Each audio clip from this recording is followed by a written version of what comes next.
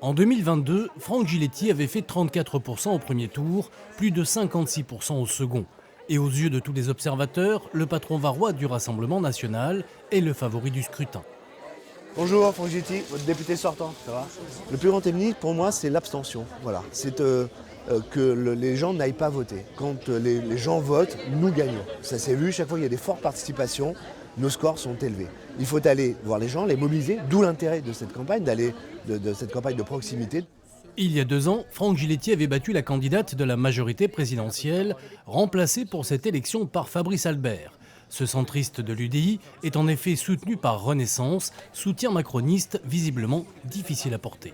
Pas Macron, pas Macron. Hein. Non, ah bon, parce que moi, Macron... Il y a un vrai phénomène de rejet du président Macron. Et effectivement, il a commis beaucoup d'erreurs. Mais aujourd'hui, on se retrouve dans un tripartisme et il faut choisir son camp. Et il faudra qu'on fasse de la politique différente. Mais je crois qu'il ne faut pas jeter le bébé avec l'eau du bain. Il y a de bonnes choses qui ont été faites et il faut aujourd'hui rester raisonné. Bonjour messieurs, je suis la candidate pour le nouveau Front Populaire. Le nouveau Front Populaire au contact des salariés de la zone de Signes avec un duo communiste arrivé 3e en 2022. Mais de suppléante, Sylvie Vinceneux est cette fois la candidate officielle, portée, dit-elle, par l'Union des forces de gauche. On a des gens par le bouche à oreille qui viennent nous voir, qui nous donnent des tracts, comment on peut faire pour aider. Donc c'est vrai que c'est vraiment quelque chose qu'on ne sentait pas depuis des années et que là on sent qu'il y a quelque chose qui se passe. Dans cette élection, Frédéric Herbault, LR, soutenu par le mouvement de David Lisnard, il est adjoint à la mairie de Saint-Cyr-sur-Mer. Petit handicap, il n'a qu'une visibilité locale. Ma force, en réalité, c'est d'être un élu de terrain, d'être en proximité depuis une quinzaine d'années.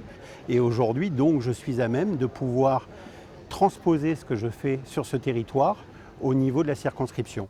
Sur les panneaux électoraux, il manque encore quelques visages. Normal, Sandra Kaoro vient tout juste de recevoir ses affiches. En 2022, elle n'était qu'une simple militante du parti Reconquête. Cette fois, elle relève le défi. Pour moi, Éric Zemmour, ce n'est pas un politicien. Reconquête est là pour lutter contre l'insécurité, stopper l'immigration massive et préserver la tradition française. Au total, 7 candidats se présentent devant les électeurs dans cette 6e circonscription qui n'est pas la plus vaste, mais la plus peuplée du département, avec près de 130 000 habitants.